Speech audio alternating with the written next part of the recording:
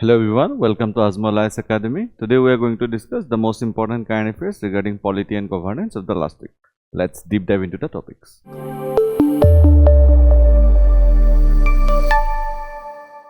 Our first topic is related with the governor and the state, that is the combative federalism.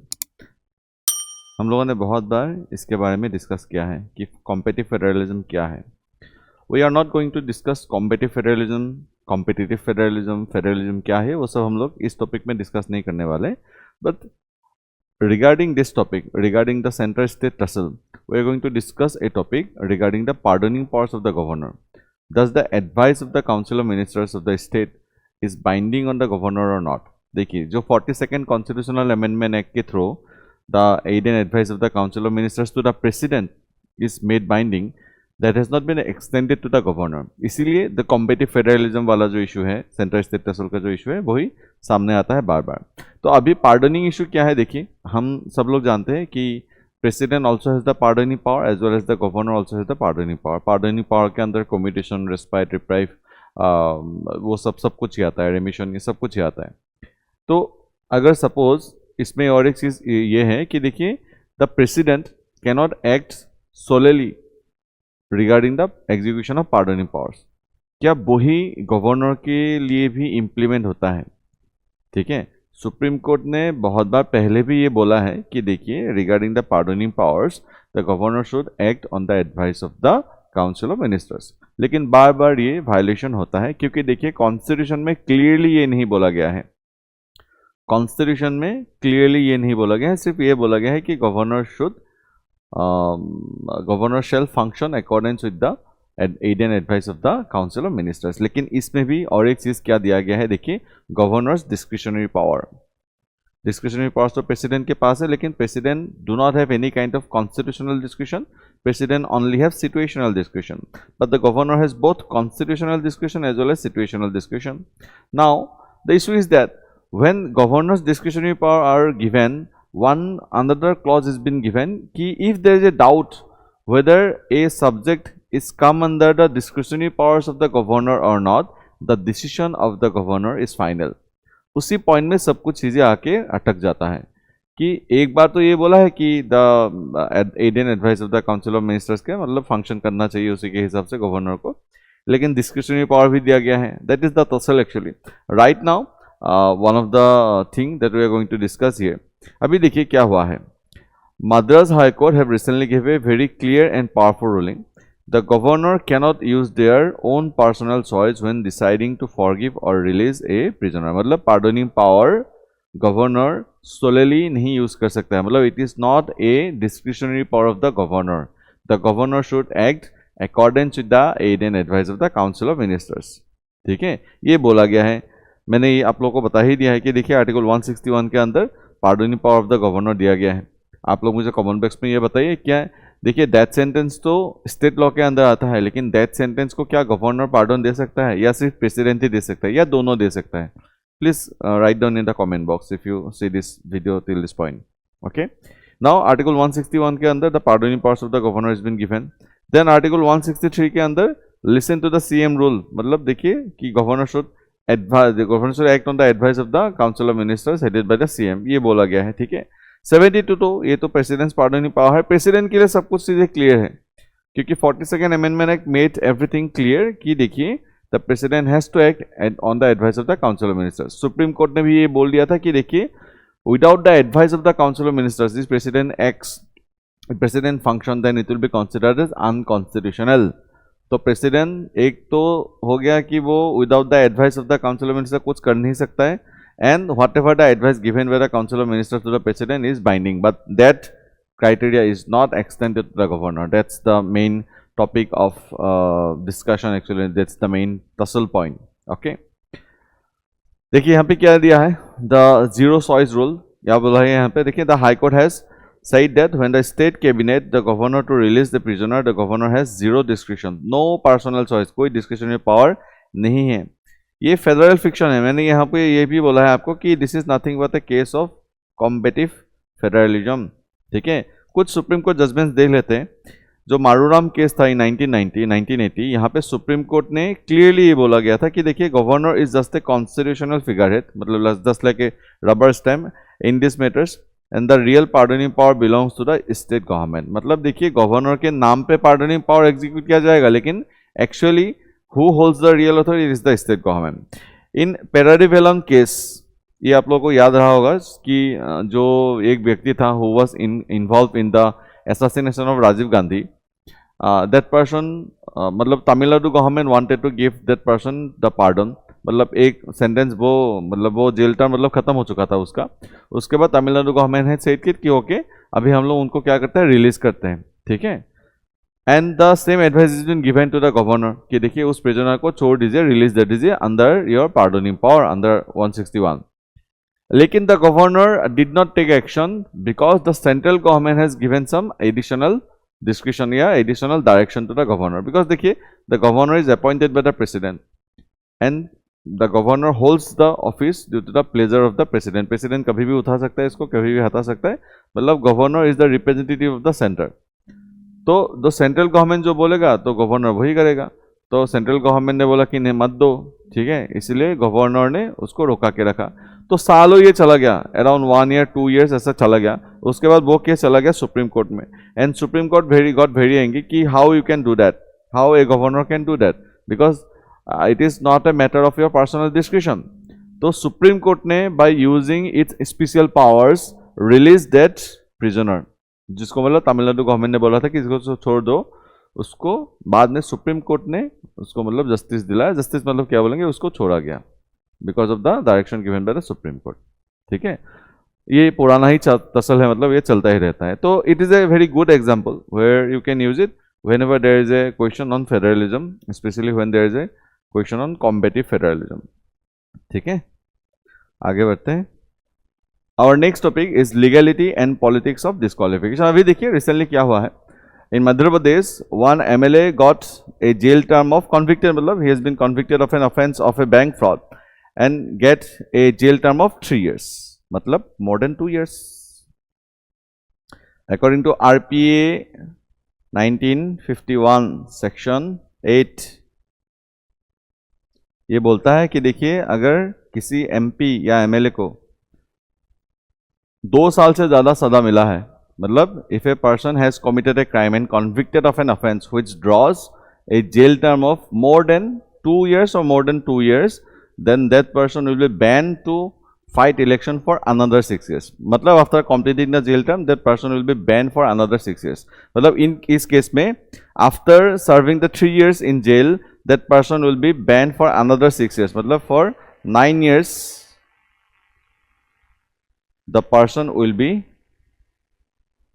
Ban to fight any election. ये दिया गया है section 8 में RPA 1951। तो इसके ऊपर ही मद्देनजर रखते हुए the speaker of the legislative assembly of Madhya Pradesh have instantly disqualified that person, क्योंकि रिजल्ट निकल चुका है, सुप्रीम कोर्ट ने बोला सॉरी कोर्ट ने जजमेंट दे दिया है, तो on the basis of the RPA 1951 उनको डिस्क्वालीफाई कर दिया गया है इंस्टेंटली, ठीक है। अभी इसी में ये डिबेट चालू हो गया है कि देखिए ऑपोजिशन ये बोल रहा है कि देखिए स्पीकर ने इतना क्विक एक्शन लिया है, मतलब विथ इन आवर्स, मतलब after the judgement has been given within hours the MLA got disqualified, ठीक है, मतलब the MLA was no more the MLA, ठीक है। तो ऑपोजिशन ये बोल रहा है कि speaker has taken so quickly, the decision has taken quickly, लेकिन जब ये केस रूलिंग पार्टी का होता है तब इतना आसानी से स्पीकर डिसीजन नहीं लेता है, because that MLA was from opposition party, the speaker has taken a very quick action. But regarding anti defection cases जहां पे पार्टी चेंज करना वाला हो, वहां पे स्पीकर ही फाइनल डिसीजन लेता है, ठीक है। तो वहां पे speaker delays the process, speaker takes the decision even after the tenure has been completed. Anti defection में वो हम लोग बाद में डिस्कस करेंगे, इस टॉपिक में नहीं करेंगे, लेकिन दोनों में ही speaker has the final authority, ठीक है। अभी देखिए ऑपोजिशन ये बोल रहा है कि देखिए ये तो एक रूल था ना कि मतलब 3 महीने तक, मतलब हाँ मतलब 3 महीने तक ये मतलब हो सकता है, अपील कर सकते हैं, तब तक मतलब आप डिस्क्वालीफाई नहीं कर सकते हो, 3 महीने तक अपील कर सकते हो। लेकिन ये लीगली करेक्ट नहीं है। लीगली क्यों करेक्ट नहीं है? देखिए सेक्शन 8 क्लॉज 4 ये बोलता है कि देखिए कि अगर एक person become convicted and got a jail term of more than 2 years, then that person will have 3 more months to appeal in the higher court. और जब तक अपील चलता रहेगा तब तक that person can enjoy in the power. And by using the drawback of judicial delay, the person who has been convicted for an offense enjoying the power continuously, क्योंकि delay होता ही रहता है, बहुत साल लग जाते हैं, है ना, 10 साल 15 साल तो लग ही जाते हैं. तो because of that thing the MLA और MP was enjoying the power and continuously was out on a bail. लेकिन इस चीज को कब खत्म कर दिया गया? by the Supreme Court in Lily Thomas case in 2013. In Lily Thomas case, it is said that Section 8 Clause 4 is unconstitutional. ये सही नहीं है.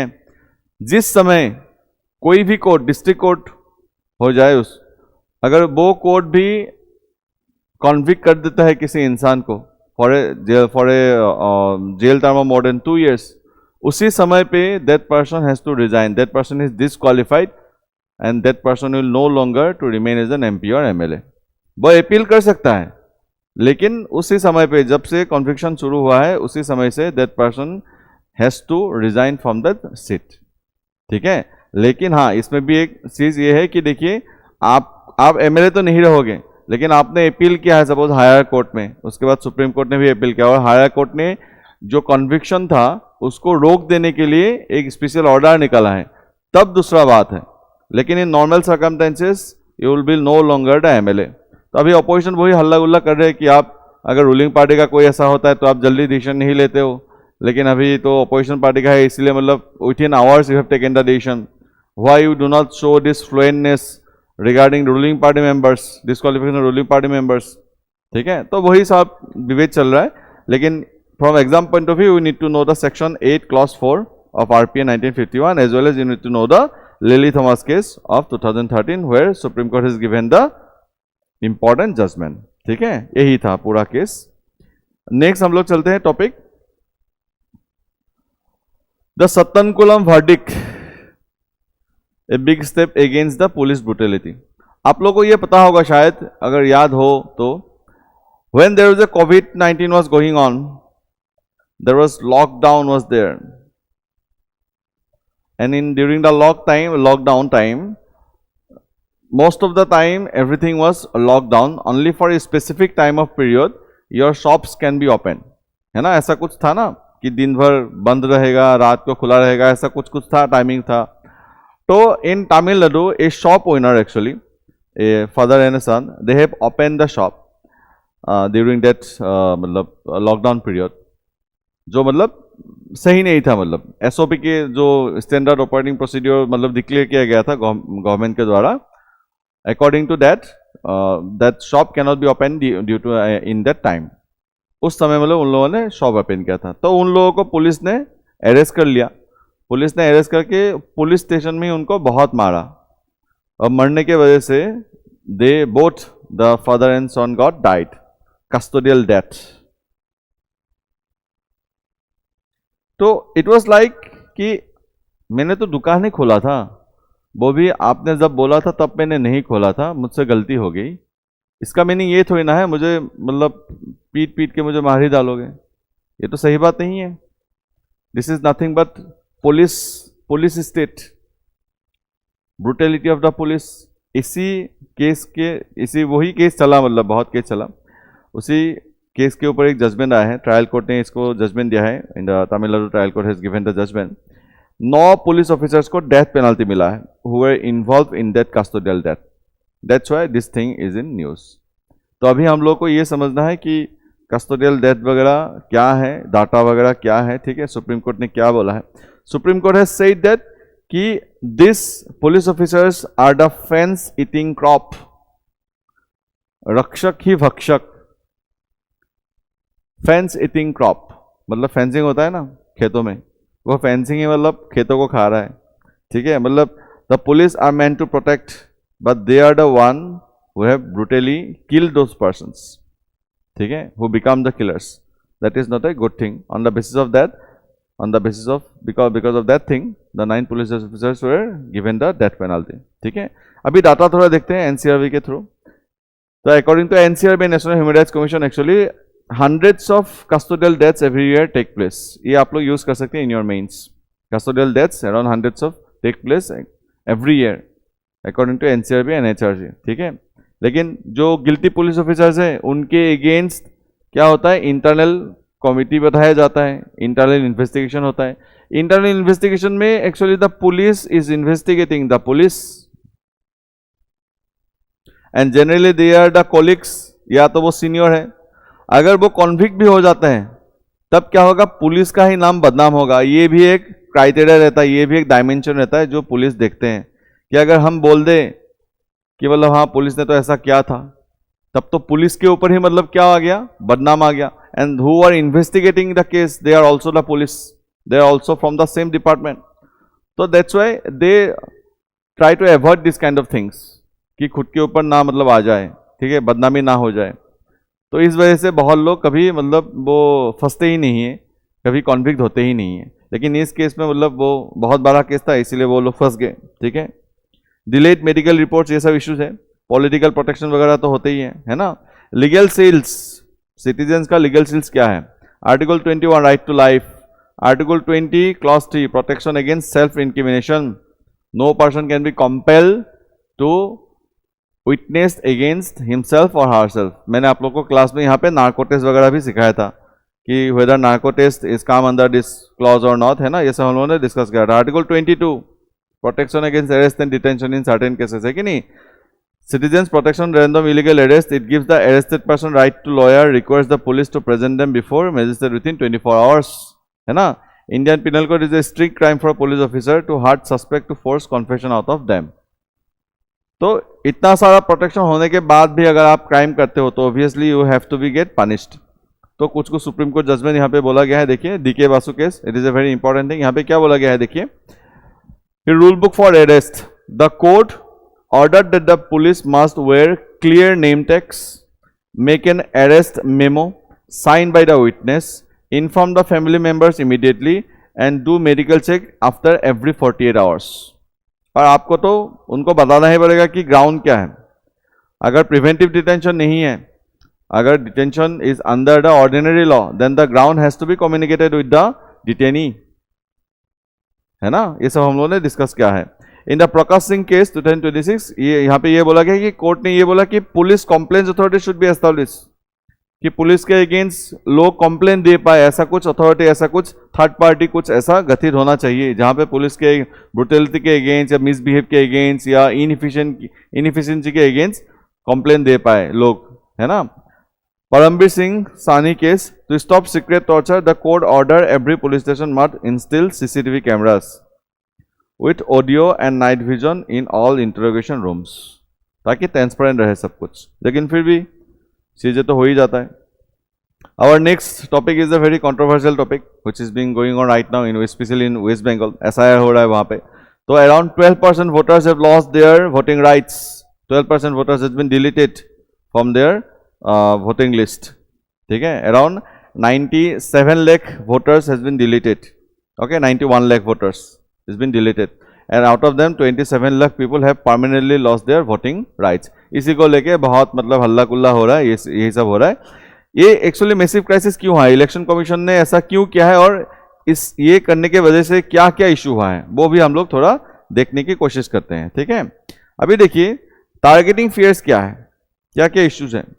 Most of the deleted names are belong to a specific border and minority dominated districts like Murshidabad. Okay, and the state government alleges that, ये allegation है कि the central government is using the ECI, election commission of India, to unfairly target specific communities like the Muslims and Matuas to win the elections. मतलब जो communities group BJP को मतलब जो central government है उसको support नहीं करते हैं, उन्हीं का नाम मतलब डिलीट किया गया है, ऐसा एलिगेशन है स्टेट गवर्नमेंट का, TMC का, DD का. ठीक है.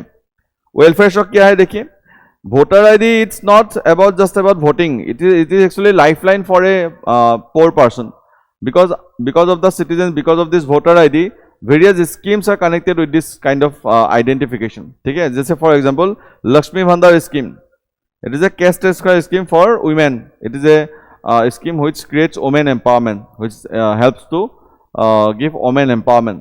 ठीक है, लेकिन अगर वोटर लिस्ट में आपका नाम नहीं होगा तो इस तरह का बेनिफिट्स भी आपको नहीं मिलेगा. ठीक है, सिस्टम एरर्स है. सिस्टम एरर क्या है? जो सॉफ्टवेयर, जिस सॉफ्टवेयर को यूज करके एसआईआर किया जा रहा है, वो सॉफ्टवेयर इतना फ्लॉ है कि जो एक सिटिंग मिनिस्टर है उनका भी नाम मतलब क्या हो गया है, टेम्पोररी डिलीट हो गया था.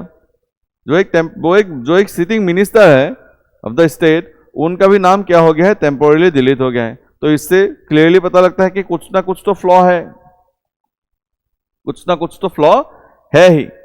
अभी देखते हैं हम लोग कि मतलब election commission of India on what basis ये सब कर पा रहा है. ठीक है, पहली चीज तो ये आर्टिकल 324 पावर देता है superintendence of the elections, representation of peoples 1950 भी ये पावर देता है. It is this process of deletion of the voters. देखिए जनरली क्या होता है, इलेक्शन कमीशन क्या करता है, जो वोटर्स मर चुके हैं या जो फेक वोटर्स हैं उन सबको हटाते हैं लिस्ट से, ताकि मतलब डेमोक्रेसी सही रहे. इस प्रोसेस को बोला जाता है स्पेशल इंटेंसिव रिवीजन. लेकिन अभी जो अपोजिशन है, the opposition is given has said the allegation against the center कि said that in the name of SIR the vote bank of the opposition party या the ruling party of the West Bengal government is being cutting down so that the ruling party in the center could win the election in the West Bengal. क्योंकि देखिए election commission के ऊपर executive का पूरा control होता है, क्योंकि appointment वगैरह सीईसी का ये सब तो हम लोग जानते ही हैं कि प्रेसिडेंट के द्वारा ही अपॉइंट किया जाता है. जो रिमूवल थोड़ा टफ है, लेकिन हाँ almost it is controlled by the executive, it is under the hands of the executive. ठीक है, इसीलिए ये बोला गया है. अभी देखिए एसआईआर क्या है, स्पेशल इंटेंसिव रिवीजन क्या है, इससे क्या होता है actually. It gives full verification of the voters and deletion of the fake, duplicate, shifted and dead voters. अभी देखिए Assam, West Bengal, this states actually face the wrath of illegal immigrants. Illegal immigrants का जो इशू है इन स्टेट्स में बहुत ज्यादा है. ठीक है, specially from Bangladesh. And lots of fake voters has been included in the voter list in Assam also, in West Bengal also. तो now election commission is trying to identify those illegal voters, because देखिए जो वोटर्स मतलब है, जो वोटिंग लिस्ट में हैं, वो लोग खुद का जो डॉक्यूमेंटेशन है वो डॉक्यूमेंटेशन अच्छी तरह से नहीं कर पा रहे हैं. इलेक्शन कमीशन ये बोल रहा है कि देखिए कि जो स्कीम वगैरह का डॉक्यूमेंट्स वगैरह है या कुछ दूसरा डॉक्यूमेंट्स है जो वैलिड नहीं है, वो सब देके वोटर आईडी वो लोग लेके बैठे हुए हैं. इसीलिए उन सबको डिलीट किया जा रहा है. क्योंकि देखिए प्रॉपर जो आइडेंटिफिकेशन है, प्रॉपर आईडी वगैरह जो चाहिए, आधार कार्ड वगैरह, वो सब उन लोग के पास नहीं है, इसीलिए उन सबको डिलीट किया जा रहा है. अभी देखिए क्या बोलता है, according to ECI the report deletion mainly due to what. Number 1, duplication of entries, same person registered multiple times.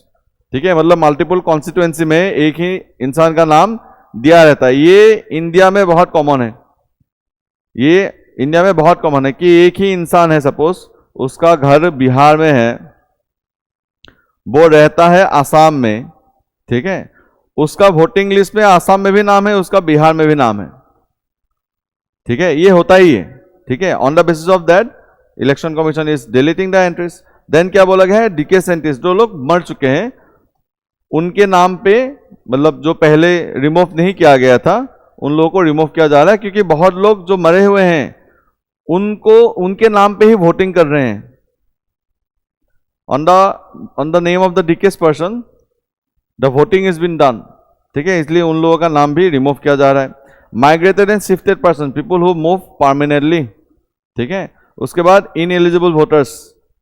Ineligible voters मतलब who could not prove eligibility during verification, and 27 lakh fell in this category after the scrutiny. मतलब इन लोगों को बोला जाता है कि they are illegal immigrants because they do not have legal documents. अभी देखिए ये बहुत बड़ा सेंसिटिव इशू है, क्योंकि देखिए जो गरीब लोग हैं, generally the poor population do not know what document they need, they do not know the legal hurdles. इसीलिए प्रॉपर डॉक्यूमेंट वगैरह भी उन लोगों के पास नहीं रहता है बहुत बार, इसीलिए उनको इलीगल इमिग्रेंट्स मान लेना ये तो सही बात नहीं है. लेकिन election commission is objective. Election commission taken the decision very objectively कि देखिए नहीं है डॉक्यूमेंट तो नहीं मिलेगा वोटिंग, आप डॉक्यूमेंट लेके आओ. ठीक है, इसीलिए देखिए इन सब केसेस को सोल्व करने के लिए एडजुडिकेटरी अथॉरिटी भी रखा गया है.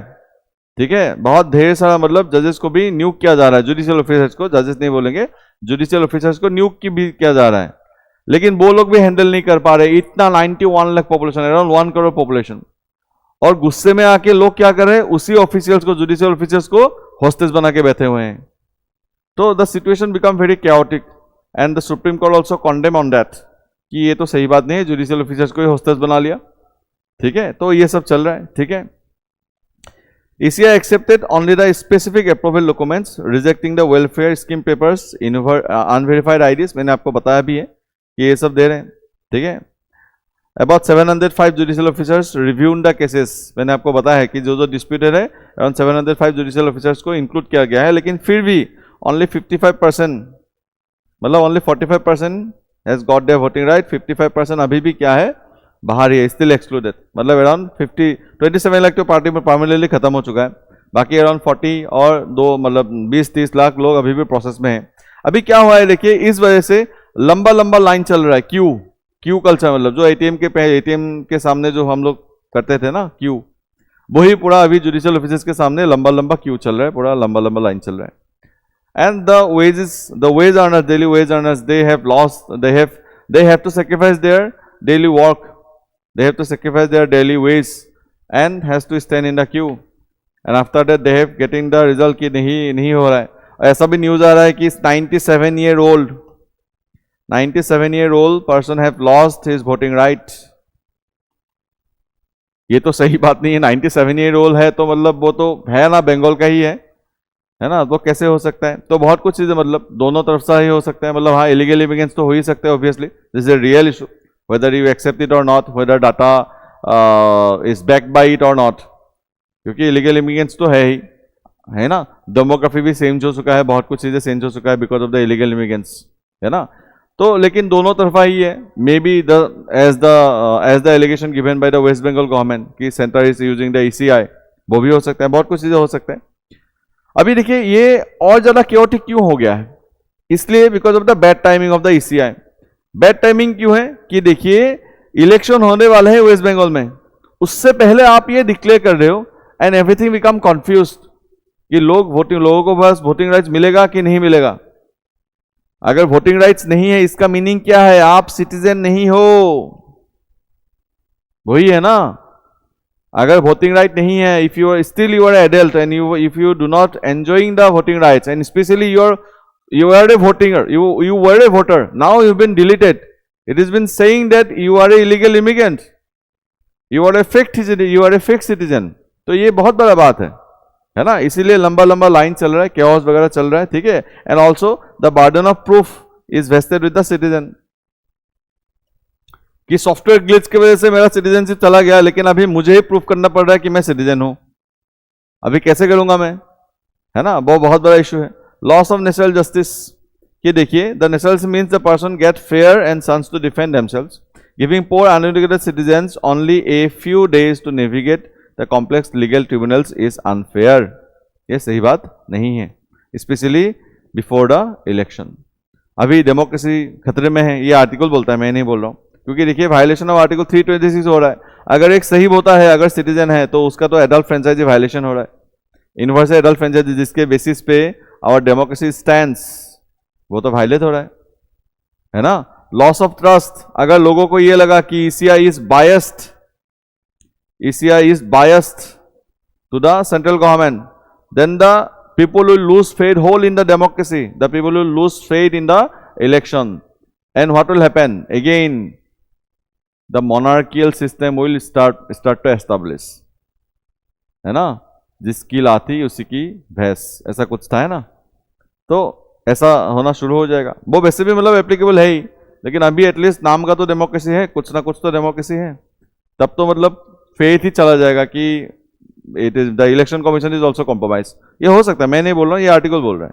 ठीक है, तो these are the some of the things that is going on in West Bengal, and in the future let me see if more articles come on this and the issue is not resolved, I'll take more topics on this issue.